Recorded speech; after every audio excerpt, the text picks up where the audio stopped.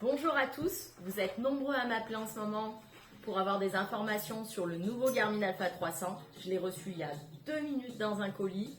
J'ai dit je vous fais une petite vidéo, au moins je vous le présente et on va le découvrir ensemble. Voilà la boîte de l'Alpha 300. À partir de maintenant, il faut savoir que Garmin a décidé de ne plus créer de pack. Vous achèterez donc votre centrale et vos colis à part.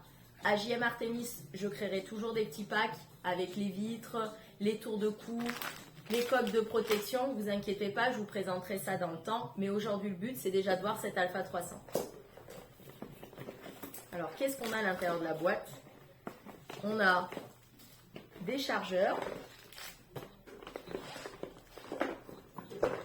une petite antenne, une batterie, un clip de ceinture, et l'Alpha 300. Le voilà. Vous allez me dire quelle est la différence tout de suite entre un Alpha 300 et un Alpha 200.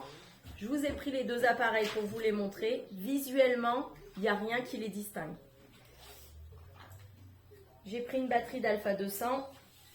Elle est chargée. Ça nous permettra d'allumer l'appareil ensemble.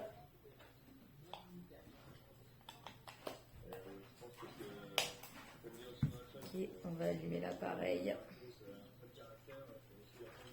Alors, quelles sont les différences de l'Alpha 300 par rapport à l'Alpha 200? La première grosse différence, c'est la rapidité. Ils ont changé le processeur à l'intérieur, ce qui permet, quand on passe par exemple du mode boussole au mode carte, d'avoir un appareil beaucoup plus rapide. Ça, c'est le premier point. Vous étiez nombreux à le dire que l'Alpha 200, moi-même en action de chasse, dès qu'on met 5-6 chiens dessus, qu'on switch souvent entre le mode boussole, le mode carte, qu'on veut zoomer, dézoomer, on avait des lenteurs sur l'Alpha 200. Là, sur l'Alpha 300, le but était de régler ce problème principal. Ensuite, vous allez avoir pas mal d'options sur cette Alpha 300. La première, vous allez avoir un mode scan à l'intérieur. Donc là, je vous l'allume, on va le passer en français. On va être là, on va être sur le menu général de l'appareil. Qu'est-ce que vous allez trouver à l'intérieur? Donc j'ai dit, vous avez un mode scan qui va vous permettre, lorsque vous êtes en action de chasse, de pouvoir scanner les fréquences des collègues ou des autres battus et de pouvoir modifier vos fréquences à vous pour éviter les interférences. Ça, c'est un gros point technique de cet appareil.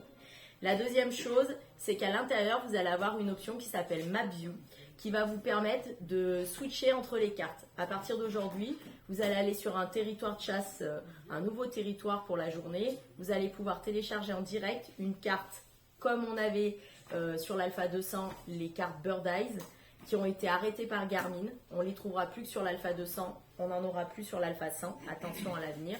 Mais par contre, sur l'Alpha 300, vous allez pouvoir les installer. Elles seront par portion. Donc vous aurez aujourd'hui, par exemple, prenons l'exemple, on chasse à Jouques. On va prendre Jouques comme secteur de chasse. Je vais avoir une carte vue satellite.